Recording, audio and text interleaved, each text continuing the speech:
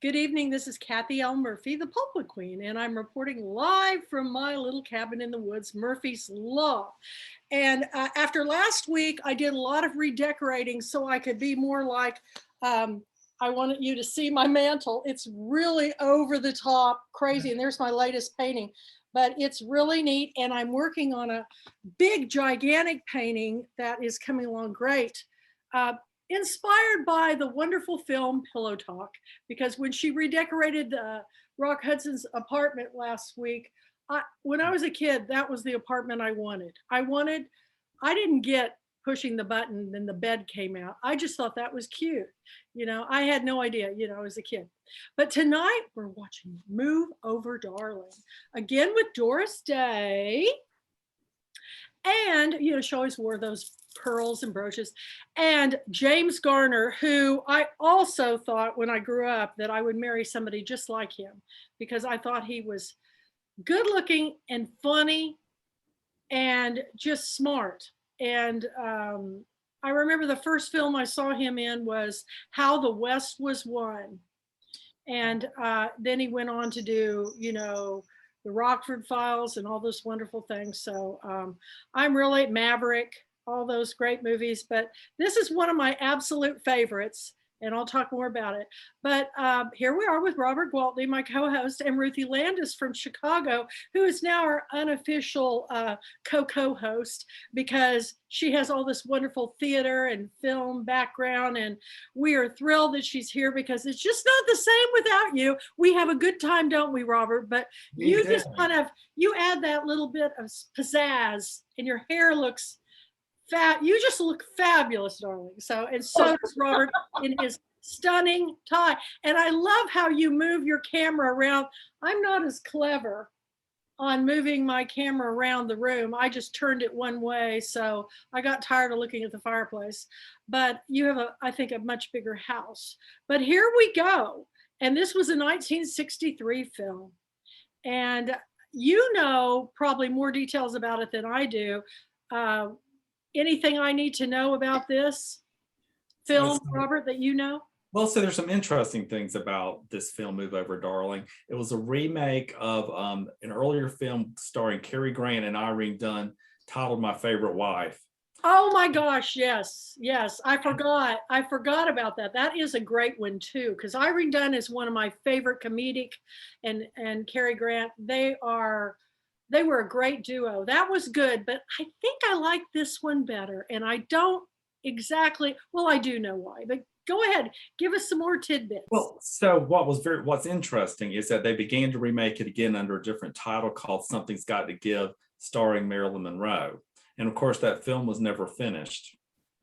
And then just a year or so later, they recast. And of course, you've got the James Gardner, Doris Day version. What do you know? I can't imagine Marilyn Monroe in that role. So, I've seen some of the footage, and I think they're actually back in 2001 was a documentary where they had sort of cobbled together the scenes that she had been in, but she looked lovely. And I think that the film would have been a hit, but, with her personal problems, she just couldn't manage to get herself to the set. So in the end, they fired her. I've read every book on her, and her childhood was so traumatic. It's a wonder. But I have my theories about her death, and they aren't that she did have a drinking and a pill problem, but I don't think it doesn't. I know, as I look at all my diabetic medicines here, I thought I'd never have to take a pill in my life, and I'm still taking the lowest dosage. But anyway, James Garner, what a cute, darling man he was. And he was from Norman, Oklahoma. He was an Oklahoma boy. And we had his book, his autobiography, as a bonus book club selection. If you look back in all my 20 years of running the Pulpit Queens, now going into our 21st, you will not believe how many autobiographies of celebrities that I've read. Everybody from Diane Keaton and Sally Field and James Garner and Rick Springfield. I find the stories that people of fame write. Very enlightening. Some are better than others. In fact, I've got 2 coming up on our list for 2021 as bonus. We're going to do Michael J. Fox's and I'll think of the other one here in just a minute. Oh, Matthew McConaughey. Wonderful books. But back to James Garner. He was pretty special. And he happened to be best friends with director James Hampton. Now, I know I've said this before on my shows, but you may have missed it. But James Hampton is from Texas, and they both lived in Dallas area, James Hampton, and they were golfing buddies. And I know all about this because Pulpwood Queen author and book club member Mary Deese Hampton, who's an actress, was married to James Hampton. We just lost him just a little while back. He had Parkinson's, and he, had that beautiful book I showed on Hollywood, all the inside stories about all the people. He was on Johnny Carson more than any, James Hampton, not James Garner, on Johnny Carson more times than anybody. And it's a fascinating read if you love Hollywood. So you have to check out James Hampton's book. But back to James Garner. The thing I read about him in the book that stuck in my mind is when Maverick came out, it was the highest watched grossing film on television at the time, but he was getting no residuals. Evidently, the studios like to bulk package groups of shows together. So they put a very successful show with 2 or 3 not so successful shows, and they'd group them because then it'd show that none of them were making profits. So James Hampton went to court and he sued the studio and he won, which never happens, but he won a lot. And I just think good for him. He was quite the guy's guy, but the women loved him too. He was funny. I liked him because he had a twinkle in his eye and always had, you just always knew he was up to something.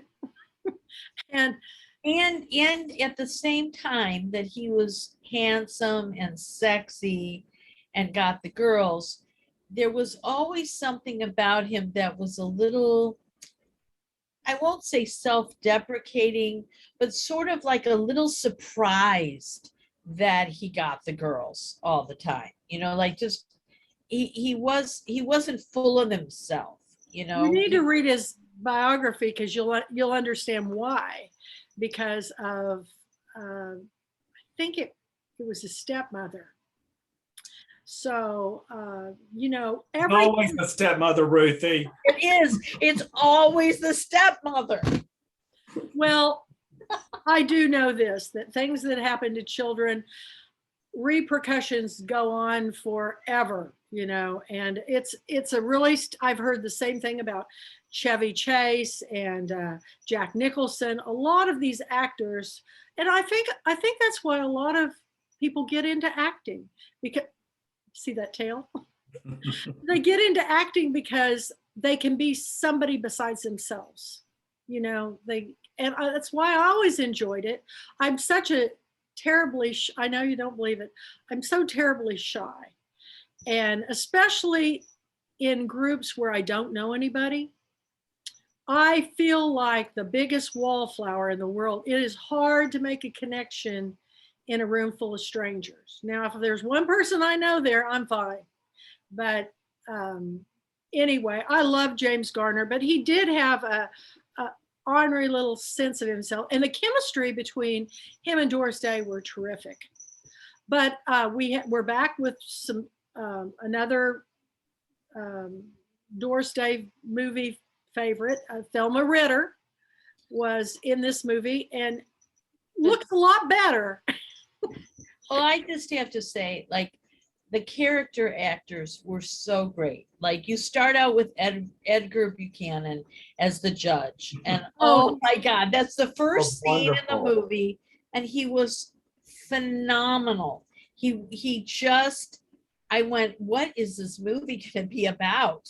And he was so great, and took charge of the scene in the movie, and allowed James Garner to establish his character as, I'm just going to say it, a handsome wimp. I mean, I'm going to say it, a handsome wimp. And that he just didn't have any. I mean, I wanted to rename the movie, like Host of Hypocrisy or something like that, because they never told the truth. Like, so it was so interesting. What did you say, Robert, that it was going to be called with Marilyn Monroe? Like, Something's Gotta Give. Yeah, Something's Gotta Give, like, which was what was rankling me, even though it was funny and so well performed. What was rankling me was, will somebody just tell the truth? And it was Thelma Ritter, thank goodness, who really was the character who wasn't hypocritical and who could, turn things around finally. She was the only one with any wisdom. The other ones were funny fops. Even Doris Day, like how she could go from like, I just loved how she pivoted between with her eyes tearing up, her heart was breaking, to yes, like this. And then, but she was a hypocrite because she was doing it.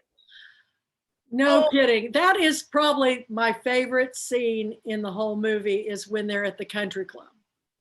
And she makes this whole big false scenario of, this guy was a shoe salesman. Don Knotts. Don Knotts from Mayberry, RFD, and from the Andy Griffith Show. Oh my God. Oh my God. Priceless. I mean, brilliant. It was brilliant, and it was brilliant. But when they go to the country club and the guy gets up on the diving board and he's just, Chuck Connor.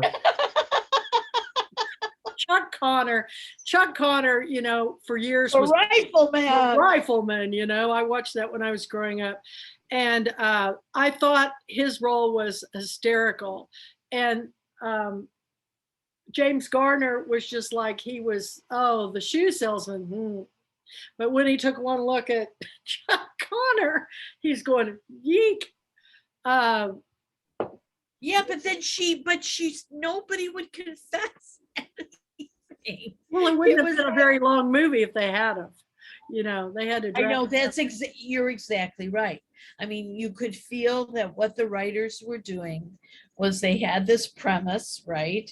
And they were going to, it was kind of like a Shakespeare comedy of errors, right? Mm-hmm. Like they were going to just keep missing, the truth. But if, this is what I felt, if James Garner and Doris Day were not so likable as stars. Right. Like, I know what you're going to say. Exuded this, you just loved them. If they weren't, the movie would have failed, because it would have been. You would have been mad. I wouldn't like I don't like them at all. 5 years, and he didn't even act like it was any big deal when he went to court. I know. He's gone 5 years, Judge. And I'm thinking, oh my God, the love of your life, your 2 children, and you just kind of threw her under the bus. She drowned. She's gone. And there was no scene. They didn't even give a scene where he was sad or had even told the little girls the truth. Except when we talked about the funeral and how he got her pink carnations. I think the cheapest flower. I know. Could you believe it when he said carnations? I mean, when I went to prom, the cheap date got you carnations. The date that thought you were something got you orchids. Yeah. So I was always, I think. She was so happy. He had pink carnations. Oh my God. That was a great moment. Well, because men wrote the screenplay. They're thinking pink carnations. Well, but pink carnations in the 50s, there was that famous Marty Robbins song, pink carnation and a white sports coat. But it was all, I think both times I went to prom, I got carnations. And I wanted my best friend Heidi got the orchids. So I love her. I love her, and she deserves the orchids. And damn Heidi and her orchids. But do you guys know what I mean? Like there's James Garner and that awful Polly Bergen. Oh my God. Terrible. Look at my orchids. They match my outfit. They do. They're perfect. See, so you don't have carnations anymore. No. Those are behind you. No, but I have to go back. I have to buy my own Robert. What did you say just now about James Garner? You just said something great. Oh, well, so that awful Polly Bergen, you're thinking of all the people to replace Doris Day with her. I mean, she's just ridiculous. And that hat at the courtroom. I mean, what was that? I know. That awful hat. But and then she would throw these, she was so one-dimensional. Mother. She would throw these tantrums. She was flinging herself onto the bed. And I find it hard to believe that they had not consummated their love prior to that. She was on her fourth marriage. Really? That was my other favorite line in the movie. And she goes, well, all my other husbands said the same thing to me. I thought, my God, how many husbands has she had, and she was on to to her analyst next. But can I just say this? Okay. So when you were talking earlier about Marilyn Monroe, so what kept striking me about this film is how thin those people had to be. Oh my God. Like they were like size 0, all of them. And must have eaten portions like about the size of, Well, it makes you think of Judy Garland, like this movie struck me more than anything we've watched, so far. Yes, Auntie Mame, she was lithe and everything, but it wasn't so exaggerated. Chuck Connor was so thin. I mean, James Garner wasn't as thin. He was a little. He wasn't even had that muscle tone. He was yeah. But what struck me as I was watching it was just thinking of Judy Garland, and when you were saying about alcohol and pills, they were uppers. They were uppers and Dexedrine and all that stuff so that they could keep that thin. And because they were not allowed to gain not a pound. And then they would, do downers and, alcohol, but then that was calories. So then they really couldn't eat. And I was looking at those women, including Doris Day, the wholesome one, but she was a stick. Yeah, they're very, very thin. She was always a dancer though. And she always was very, aware of her physical self. I mean, she really kept fit her whole life. I mean, always kept, and I admire that. I don't have that kind of self-control. Well, it's funny, Ruthie, when Polly when Polly Bergen and her character, I think was Deidre, she when she was in her negligee, I thought the exact same thing. I thought she is so. You could see the bones in her back, on her shoulder, it was just like, ugh. And she wasn't like that older, so what I'm trying to say is, as Polly Bergen, who was really a good actress, she just had a really crummy bad heart. She got typecast in all those, severe haircuts and but always those type of women always made them look 20 years older. And he goes, young lady. And I thought she looked 40 sitting out there in the audience. She did not look like a young girl. It reminds me of when I was in junior high, I had a teacher that was a favorite. And she wore these pencil skirts, suits, and like, that limey sage color, and she wore her hair like this, bouffant, French twist. And when I went back home from my hometown book signing at the library, I told the crowd and I said, and the last chapter of my book is dedicated to my teacher, Mrs. Perrier. And I go, I don't even know if she's still alive today. And I was so sad, and everywhere. And then pretty soon after it was over, one of the coach's wife came up to me and she goes, Kathy, Carolyn Perrier is here to see you. And I go, what? Oh my gosh. And she looked my age. And she goes, well, I kind of almost was, because I was your teacher straight out of college. I was like 21.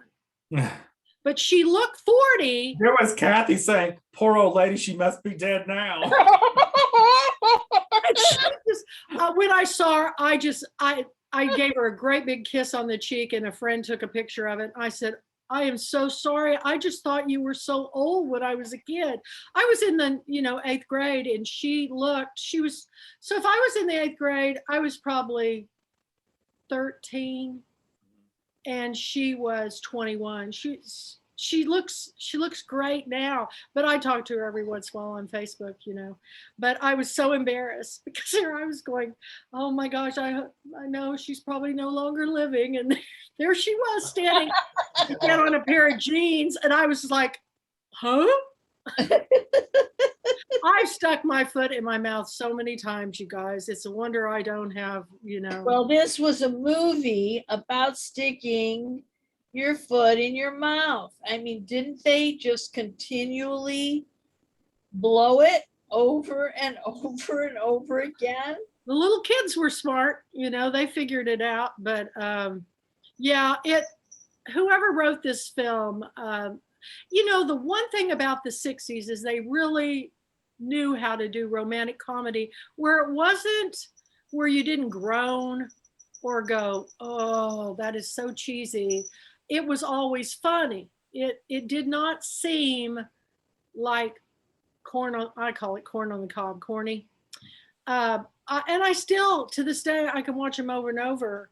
And I love them even more now. But I look at her hair, and oh my God, her hair! I had that hairdo when I was in the 3rd grade. Not bleach blonde, but I had that exact flip with the little bang. But my hair's too long to do the flip. It would have been a long flip. I kept thinking about you throughout the movie because, first when she came and it wasn't so much poofy, when the sailors picked her up, and then it just got poofier. And then there was the scene where she gets all wet in the car wash, and everything. And I wanted to ask you, is anybody's hair color really that color ever? No. Well, ain't that her hair color stayed that way for 5 years on the island? It's what I'm saying. When COVID, I got everybody emailing me, how do I color my hair?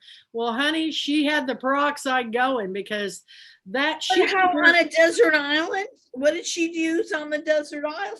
It was sun bleached. Sun bleached, right. You remember Sun In? Yeah.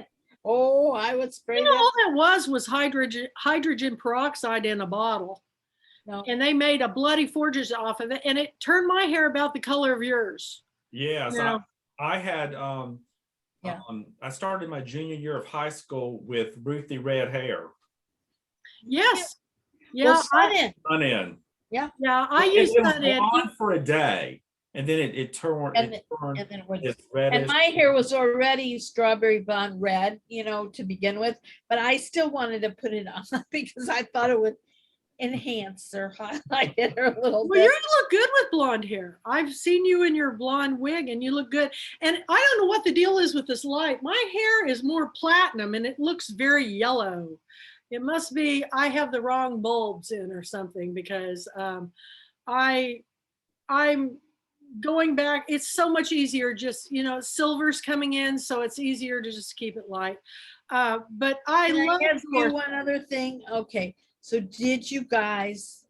So I love the scene where she was the Swedish masseuse. Oh, hysterical! She was beating the hell out of Polly Bergen. I know it.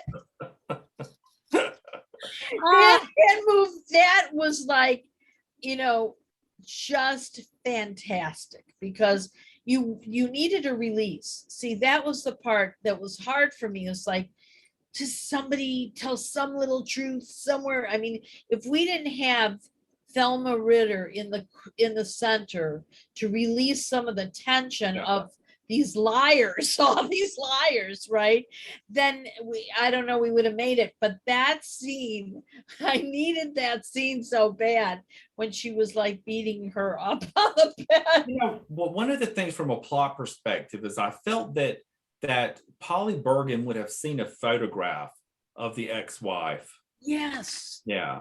But so that, of course, no one's thinking about that sort of thing. I maybe think not. Maybe he took them all down, That's what I'm thinking. He was a wimp. he could have taken them down, but I think that she would have insisted.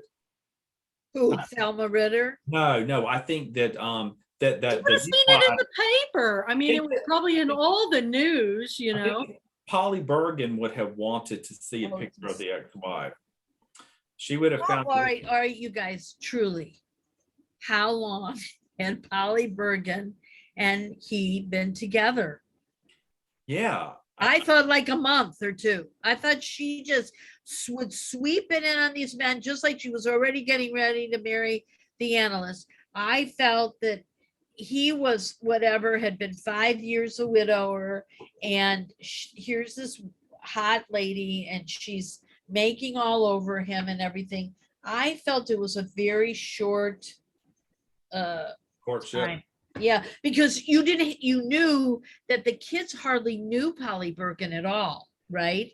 And they hardly knew her. They knew they didn't like her, but they didn't know her very well. And they didn't like it because that's from Bianca or whatever his name. Yeah, Bianca. Yeah. Bianca. They didn't like it. And she called her Bananka. Something like that, right? Isn't that the breast? Bananka. Oh my gosh, Doris Day. She is a trip. Well, I have to tell you that the set for the home, I would live there today. It was gorgeous. God. When I watched the opening of it, because I have not seen it in a long time, I go, damn, look at that house. It is I think it's in that house. That was where did that money come from? I knew he was a lawyer, but my God. He was a lawyer wasn't it in Los Angeles or Beverly Hills, or I don't know. Yeah, because they went up the coast to Monterey. They went to Monterey. He drove her to Monterey.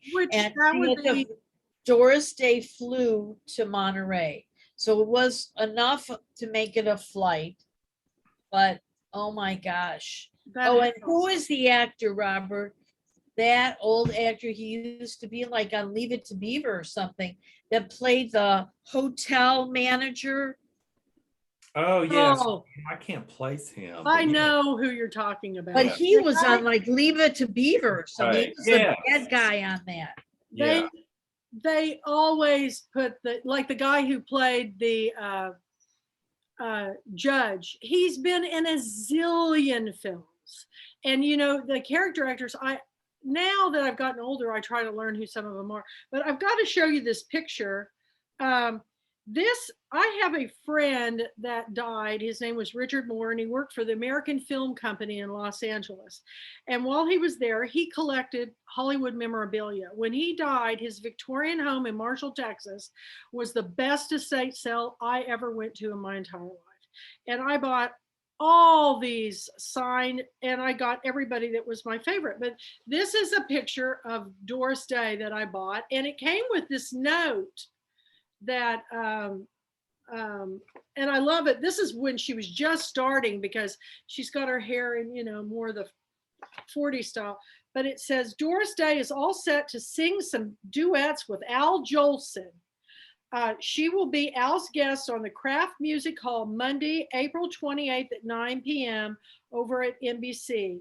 And this is from the J. Walter Thompson Company, New York, New York. And it's about a program. It was like a promo photo with the little ad sheet of where, and somebody scribbled on it, I imagine a kid. But I love this picture of her because to me, she was the epitome of beauty. She was all American girl, man. She was Mhm. Annie Oakley. She was, she was just she was a guy's girl and a hot number all at the same time, when she'd walk into the dance and, she had that low cut V back and high boat neck. And she'd always turn everybody's head in the room, but her clothes were impeccable. And I noticed that when I was watching the credits that a guy by the name of George Masters was the one that did her makeup, but she always had a say in her clothing. She was very particular about everything being an ensemble. But she didn't over make up. That was the unusual thing about her is, didn't you think, I mean, yes, she'd have those eyelashes on, but she had to always look a little wholesome because that was the tension in her, like you just said, that she was really wholesome. And then, but she was feisty, and then she could be sexy and she could be really vulnerable. I mean, She was lucky. She was able to wear a lot of different hats, but she really, in real life, was real freckled, real freckly. And of course, she bleached her hair, well, that's why I asked you, oh, has anybody born with that color hair ever? No, and you remember how short I cut my bangs? Look, they're down to my eyebrows and I've already got roots. I can't believe it.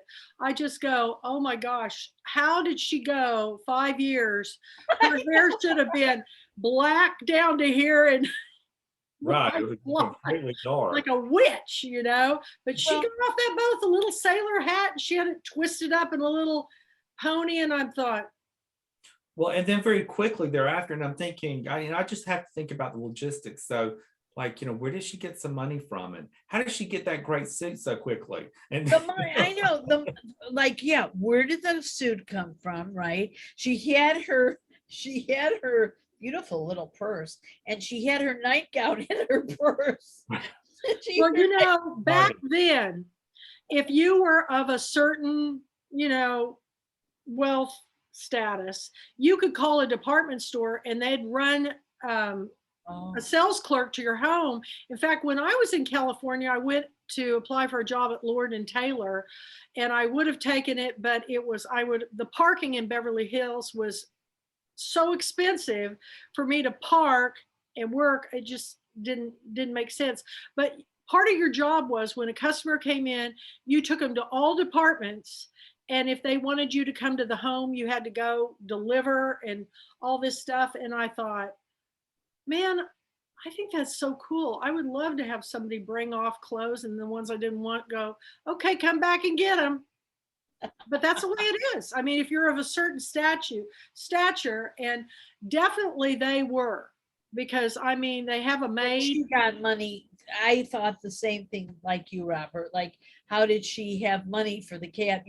And when she wouldn't have had identification or any of that. She didn't. And when she was put money into the telephone, the phone booth, well, they changed, they added area code. She couldn't remember the number. That would have been me. I would have never been able to remember the number. I couldn't remember that number. I would have been saying, but all those guys were just fighting to help her. We'll give you a ride. Let's just take you there. And I'm thinking, they probably, all those guys saw this pretty little young thing and said, that's where she got the money to get home and all that stuff. But all right, you guys, we're talking about her hair. Let's get down to the nitty gritty. Oh, God. Okay, so she was in a little lifeboat and made it to the island. What did she wear for 5 years? Right. 5 years. What? You saw the picture of her by the rocks in the mermaid hair, and I just cracked me up. And they were making clothes. She had to turn her underwear inside out. No, but I'm just saying, 5 years wearing this, been in the water. Yeah, unless I'm guessing there was a plane crash, right? And then they were in these little rafts. So I don't know. Maybe she wore bits of the raft. Maybe she had her suitcase with her. And oh yeah, right. Sure, grabbed your suitcase. But you had to think about that, and then you had to think about, she decked Chuck Connor, she decked him, but there did seem like there was something between them. Right. Well, I can't imagine that she outran him the whole 5 years. I mean, at some point you just get weak. You're like, oh, what the hell? What the hell? Right? Did you think that? If she'd come back pregnant. I know. Well, and I'm also thinking she had to have been one hairy lady by the time she got back. Because I don't know how she was keeping herself up. God, the things you come up with. Well, all he had to put on was some banana leaves. That's all. Or not at all, right? Not at all, right. Probably. He was a naturalist. After a while, if you didn't think anybody was going to come, what the hey, Now, she'd had 2 kids. All I can say is coconuts. Right. A little sharp. They don't have any knives to cut those smooth, That would be a little sharp. It was Chuck Connor. He was the inventive one. He fed them. That was funny when he was swimming or something and came up with a fish in his mouth or something like that. Oh, yes. It was when James Garner was having the daydream. No, that wasn't real. That was just a, It was a daydream. We're just left in our own imaginations to come up with, her hair or whatever. You think he'd have a beard? Well, he probably, by the time we saw him, he was in Beverly Hills. He had cleaned himself up. He'd become shaved. Yeah, but he would have had to have had like. I know. He would have been like, Diana Ross hair. Dreadlocks, man. Yeah. Dreadlocks. Oh, you I'm guys. sure they could not funny. have looked good or smelled good.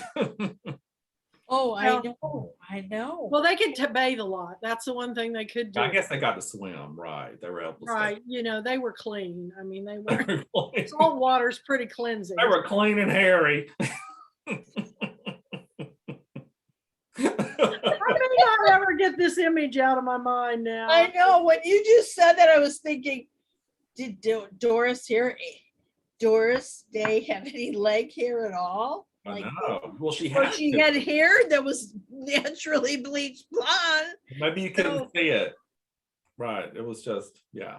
Well, in the real world, it would have been a little bit different because, first of all, it wouldn't be her virginal wedding night. I mean, she'd been married how many times before? I can't imagine.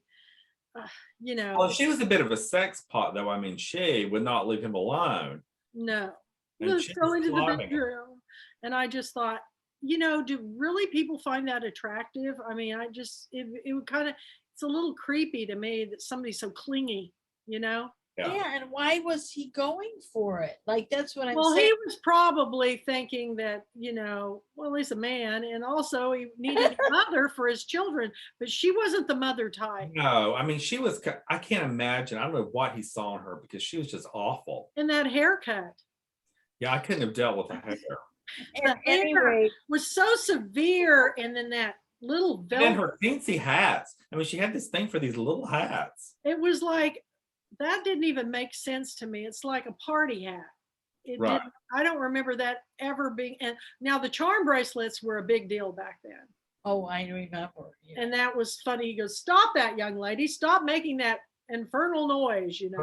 Those cowbells. Oh yeah, there it is. I know who you are. You remember? She's just picking at her hair and all this stuff. Well, yeah. So that's what I was trying to say earlier. Is that if Doris Day and James Garner were not so likable, right, naturally, like you just like them.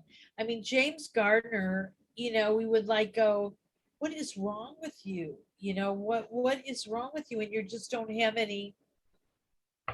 Yeah. You don't have any Coconuts. But Yes. the scene in the hotel between the clerks and that was priceless because they were just like, I know that great line. So the guy that I'm talking about, the bald guy, he was always in Leave It, those kinds of, father knows best and stuff. He always played that role. But then the other guy, like at one point, he was like, I can't believe that, they did that. And the bellboy or whatever, the assistant was like, oh boy, I sure really want to know what it is he's got going for him. because I mean, well, Doris Day to me was the hotter number. I I can't imagine what he found attractive about that girl. Well, so I heard that. So in some of my reading, that Polly Bergen was hesitant to take the role to play second banana to Doris Day because Doris Day was like the most popular actress in the world, at that point in time. She thought that she was going to be a diva, and Polly Bergen said it was quite the opposite. That it was quite a lovely experience to work with Doris Day. I think Polly Bergen is a pretty nice person. I think she is, and I think that people that do have to play the Veronica to the Betty, I think those roles are kind of fun because you kind of get to be somebody you're not. I think it'd be a lot more fun to play the Polly Bergen role than it would be the Doris Day. Or shoot, I want to be Thelma Ritter because I think she's hysterical. And everything that I've seen her, every movie that I've seen her in, she's pretty funny. And but Tony Randall always played the sidekick, and my God, talk about a fantastic actor. He's always, if he's ever in anything, I always have to watch it because you're going to have a good time. It's kind of like Jimmy Stewart. You always love a Jimmy Stewart film or whatever. But And you know what? I love that they gave her one moment, Doris Day, to sing. oh yeah, It was so, because she really, just that little lullaby, she did such a sweet job with that. And that was how the girls remembered. I know. And Doris Day's voice was always, they always talked about how she didn't have a beautiful voice. I loved her voice. And the opening number that she sang that kind of set you up for the show with the darling in it, I thought that's the best she'd ever sounded to me. Because she always said, I'm really not a singer. And I thought, you're an entertainer. You know, there's lots of different types of entertainment. We've got character actors, we've got your lead stars, we've got your behind the scenes character walk-ins, whatever. But I think it's really neat when they all come together and the whole picture just seemed to, I mean, everything about this movie is hysterical. It's farcical, you just go, Farce. Yes, it's farce. you can't really, I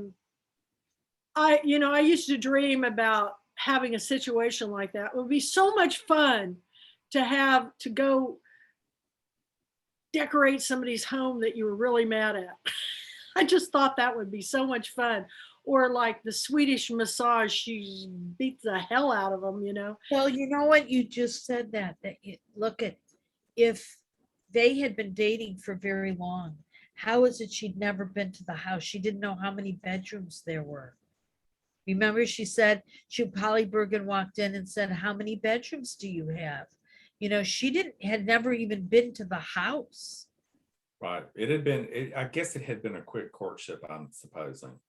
And I think he was probably protective of the children.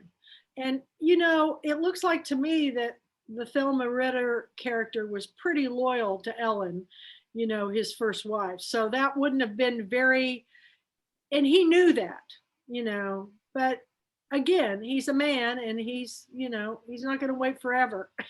And she goes, I can't believe you didn't even wait. And he goes, I thought you were dead. And I thought, wow,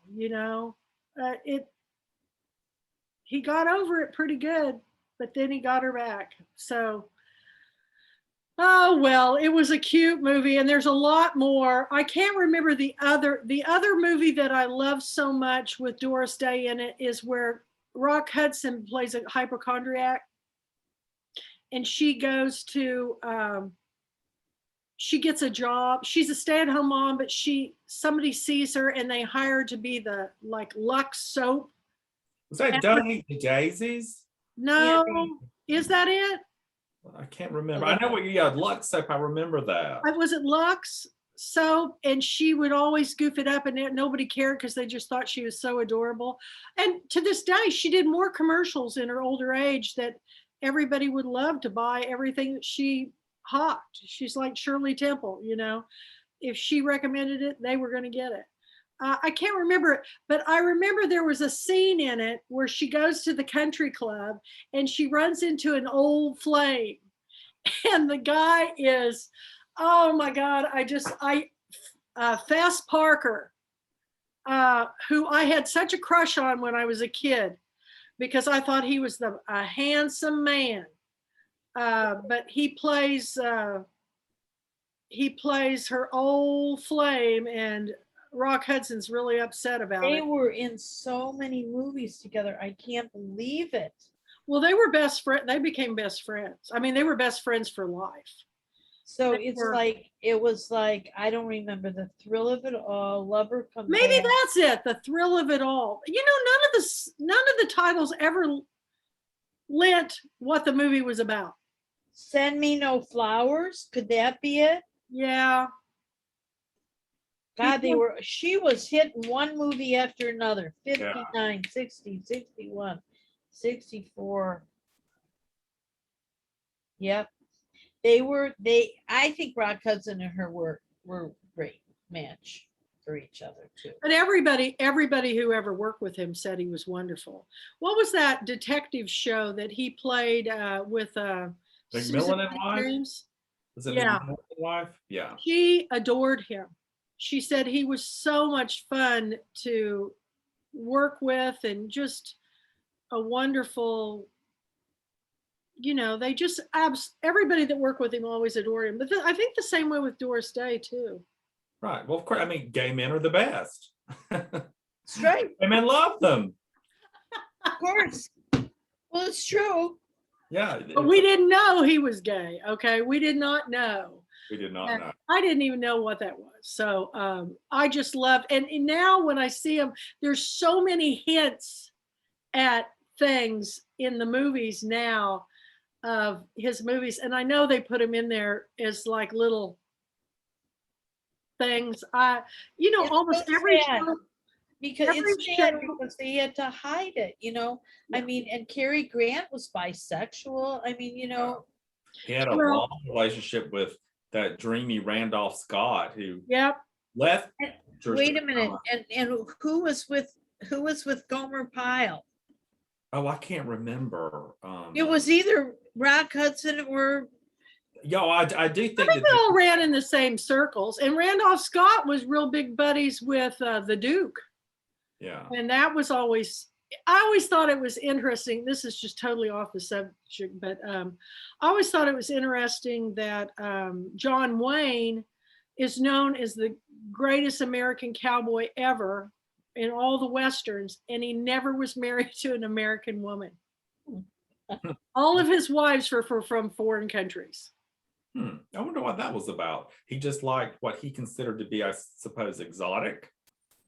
I guess, but I don't think I can't remember who it was now, but I had a friend that was in Canada at a tea house having tea, and they ran into John Wayne and his wife were in the same tea, and they actually had, I think, tea together. And I thought, John Wayne in a tea room, I'm just going, okay, whatever. But, it's what Hollywood built up as that persona.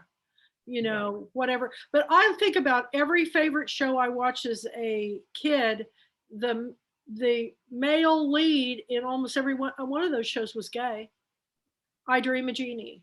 I Dream of Jeannie. No, Larry Hagman wasn't. Larry Hagman, but his He side. pitched. Yeah, right. And then Bewitched, both Darrens were gay that they had.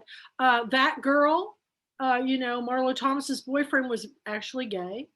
It's just, I just thought, it's so wild. And my favorite character on Bewitched, the woman, Agnes Moorehead. yeah, she was gay. And Ma Kettle, who was I wanted to grow up and be just like Well, Ma. now I think we all had a hint at Ma Kettle. I think there were some clues there. We ought to do Ma and Pa Kettle on the farm, and I'll be Ma, and you can be Percy. Percy, what's his name? And always trying to get a board from a neighbor. Hey, are you going to do anything with that paint can? I can take that too. Oh man, I love the Ma and Pa Kettle shows too. Those were the days, and the first one was the best, and the rest of them just all went to. Well, you know what? I'm going to say something else. I think that Edgar Buchanan, wasn't he in Petticoat Junction? Yes, yes, he played the uncle. Was it? Or- He wasn't. And then Green Acres was a connection to that. Green Yeah. Acres I think was he one of was my- in those. I think they plopped him in those. Yeah, they just spun those shows out like nobody's business, and it's so sad because television as we know it is gone, y'all. Network TV is gone. Everything's going to streaming. I've been watching I've got some movies we've got to watch, and one of them I'm going to tell you about. I've been down this Diane Keaton rabbit hole. Oh God. I watched Hampstead, which was the most unusual role I've ever seen her play, because she's living in England and she falls in love with a homeless Irishman and he's a big burly dude, and their chemistry is precious. But I watched a movie I want us to watch. We'll talk about it later, but have you heard of Poms? Poms with Diane Keaton? No. Oh my God. I watched this film and I thought I was watching my life unfold before me. Not that I'm dying of cancer, because it starts out, Diane Keaton finds out that she's got cancer and she decides she's not going to do anything about it. She's going to live her life. So she sells everything she's got and she moves into this gated community that has over 100 clubs. Oh my God. And she's like, Diane Keaton's like not really a social type person, but the rule is that you have to be at least one club when you join. It reminds me of Holly Lake Ranch so much. I'm not in any clubs. I'm going to tell you, I'm not. But if you don't join a club, you can start your own. And she's like, I don't know if I want to do this. Well, she does. She starts her own, and she starts a cheerleading club. Oh God. Oh my God, this movie, it's by the same people who brought that she was in with Candice Bergen and Mary Steenburgen and Book Club. It's by the same writers, but it is funny, but it's real, because when you get to this certain age, when I moved in here, I didn't know it was a senior citizen gated community. I just thought it was a gated community. I thought it was great. And then I realized that I was the youngest person. I'm not anymore. I'm not, because I've been here 8 years. I finally joined the club. But I remember, I go, what do you mean it's a senior citizen? And I didn't know. But I have to say, I just really love it here. But it reminded me, in the movie, they have an official club that greets all the guests, and it's the Southern Belles. Oh my God, talk about stereotypes. But and Diane Keaton, she is priceless. And now, if you haven't read her autobiography, it's really good. I mean, she tells it like it is. And she had a mother who she adored. I mean, she really loved her mother, and her mother loved her. But her stories behind the stories of all of her relationships with, you know, everybody from Al Pacino to Woody Allen to Warren Beatty. I mean, my God, can you imagine? I mean, she's been with some pretty. And then I don't know if you guys saw it, but it was a short-lived, maybe 2 seasons, and it was called The New Pope. Yes. Oh, that was good. Wasn't it great? She played the Mother Superior or whatever, and oh my God, I thought that was phenomenal. But she's still making movies, and I don't know how old she is, but I've loved every movie that she's ever made. My favorite one was when she had Jack Nicholson in it, and she gets in a relationship with, I can't ever pronounce this guy, and I love him. I call him Canoe. His name's not Canoe, it's Kinnear. Kinnear. Greg Kinnear. No. Canoe Reeves. Oh, Keanu Reeves. Keanu Reeves. I love it. She gets in a relationship with him, and he's quite a bit younger. And I laughed so hard during that. And Jack Nicholson's like, what? No, I'm telling you, that was the cutest movie ever. But every movie she's in, she's just got this cool style, you know? She wears what she wants to wear. I mean, she's the only person I know that goes to the Academy Awards, and she's got this high neck turtleneck and gloves and a hat, and you know, you can just barely just see this much of her, and a real wide belt. She wears those real wide belts over her suits. I just think she's got a cool style. But I want us to watch Palms, because I think everybody will get a kick out of that movie. But I think that's about it. We've got to. I'm just so glad you're back. Happy birthday to you. Happy birthday to you. Happy birthday, dear Ruthie. A little late.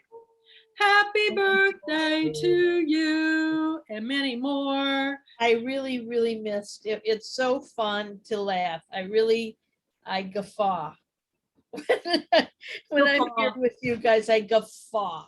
I said, no matter how bad my week has gone, I look forward to Friday night, because Robert and I have so much fun. He lets me do most of the talking. I try to be quiet. I just, you know, but I love everything you have. But Robert is our curator. He's the person who does the research, and then he lands the real guffaw all of a sudden. In it comes. Do you have one for tonight? Do you have a quote from this film? No, I don't have a quote for this evening. I don't think. It's more scenes, isn't it? It really is. It's not really a one line. Well, it's very physical. A lot of physical comedy involved as well. So not so much zingers that you remember, but just physical moments. We could have you giving a demonstration of a Swedish massage. Absolutely. We could. Yeah. Oh my God, that was so funny. But yeah, I look forward to Saturday night, because I'm in this, everybody goes, well, what are you doing for the weekend? I go, it's a weekend? I thought it was Tuesday. I don't know. I know what day of week it is just because of Tuesday night book club and Saturday night book and film club. And those are the two things that I live for. And this last week with Isla Morley, it was pretty phenomenal. So anyway, we're going to have another great week coming up. So everybody, you need to watch Move Over Darling with Doris Day and James Garner. It is a hilarious show.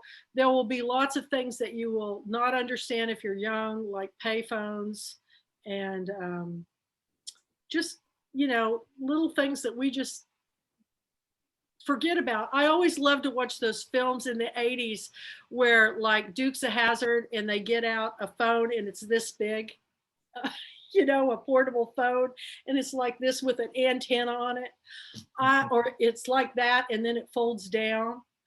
My dad had one of those mobile phones in his Jimmy because he worked the rigs, and it was huge. I mean, it fit down in this thing, but he could make calls wherever he was at from his car. I digress. Okay. Do we have a film for next week? So so I know that we were going to discuss films when we completed our meeting this evening. So I've got a list of several. Do you want me to just throw one out? Let's just throw them out there, and Ruthie can jump in. Okay. So I was thinking it doesn't have to be next week, but I think that it would be fun to watch a silent film. And I'm absolutely crazy about The Wind starring Lillian Gish. It's very dramatic. It's lovely. I love it. And which one is it? The Lillian Gish? The Wind. The Wind. I'm all for it. Yeah. Silent movie. I could use a silent movie, and I could be a silent movie star. Oh, I've got to start thinking about costumes. So can I ask you, you can get it like on Yes, I think you can probably Google it and see it see The Wind on YouTube. Okay. YouTube?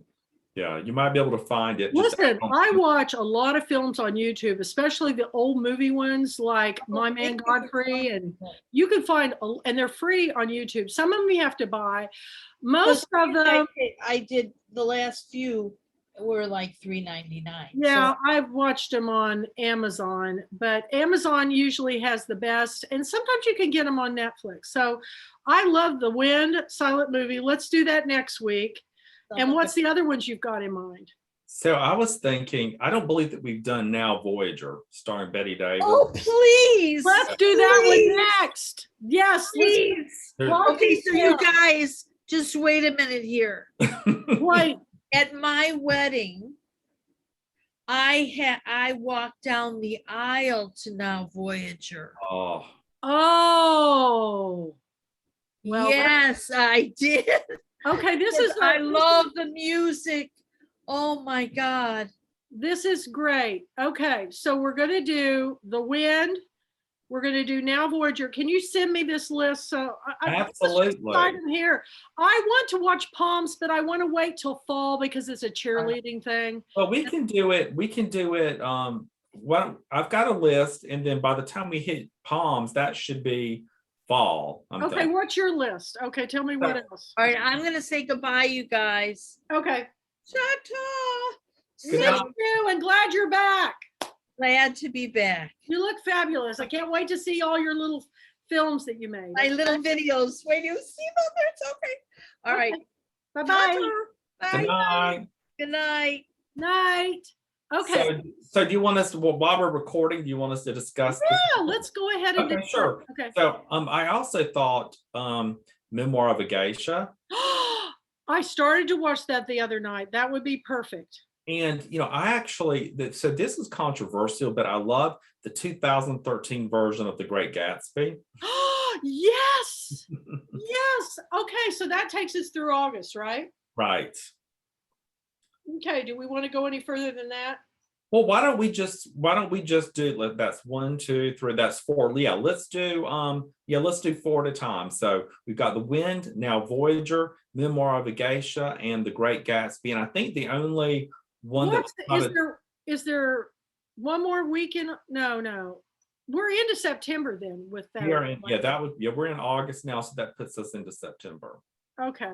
Well, I'm going to put one out for you that when we get done with this, I want to watch Palms. Palms, got And it. then I have watched a film that I'm speechless over this film. It's called The Tree. Okay. And it stars this 80-some-year-old woman who she's from Kansas and she lives alone.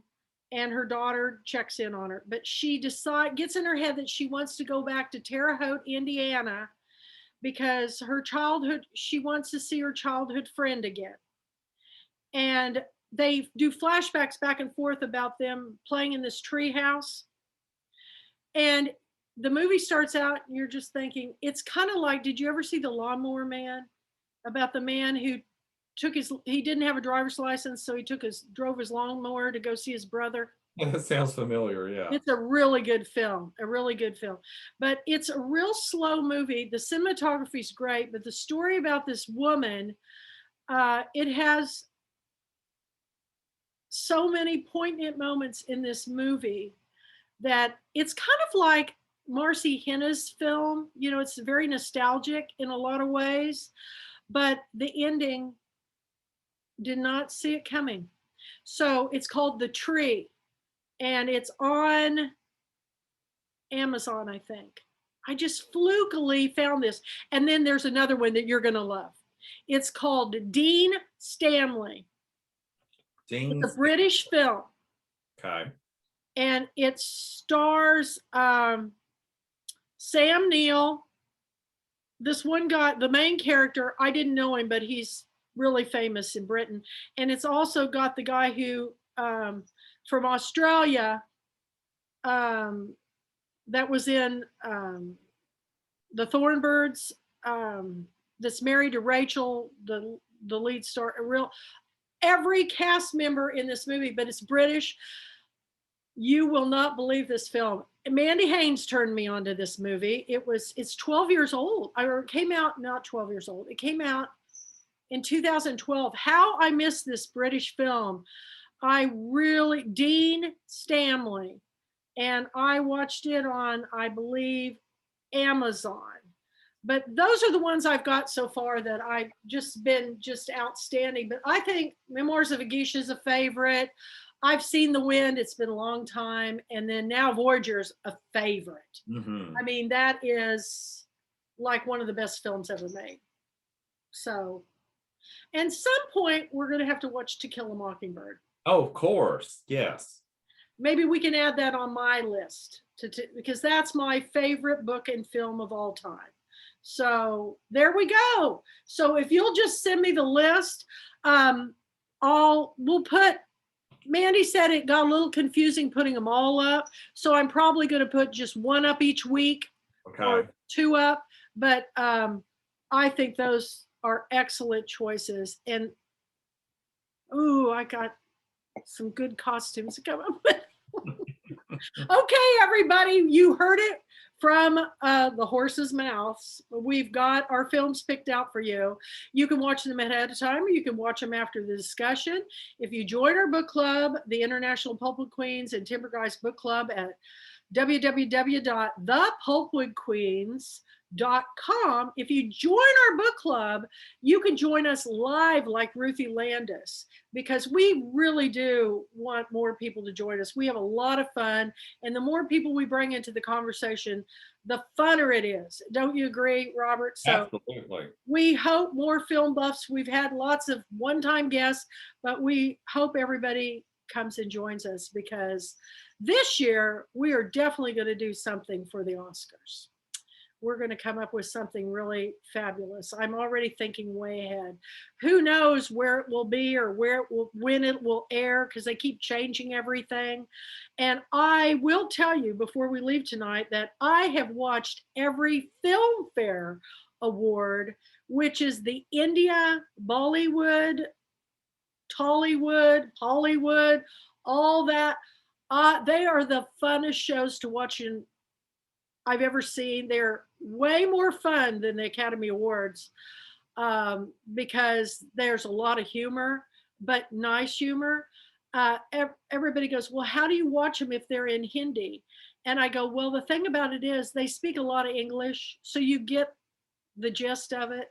So if you get a chance to ever watch a Filmfare Award, they're all up on YouTube. And the ones where Shah Rukh Khan is the host are hysterical. So anyway, I'm looking forward to, I think those air every April. And I'm not sure when the Academy Awards used to be February. Now I don't. I think February. Yeah. Yeah. So we'll be looking forward to that. And we'll have to have our Oscar moments. So thank you for watching, because this will be up on YouTube. I hope you enjoy our show. And if you want to join the conversation, that's all you have to do. So we'll see you at the movies next week with The Wind, starring Lily Fish. Fantastic. Silent movie. Let's see if the Pulpwood Queen can be silent. That will be a trip. We'll mime the whole show. That won't happen. No. Okay. Well, we'll see you next time. And thank you, Robert. It's always a pleasure. You're the best co-host in the world. So we'll be in touch. Have a good one. See you next week. Bye-bye.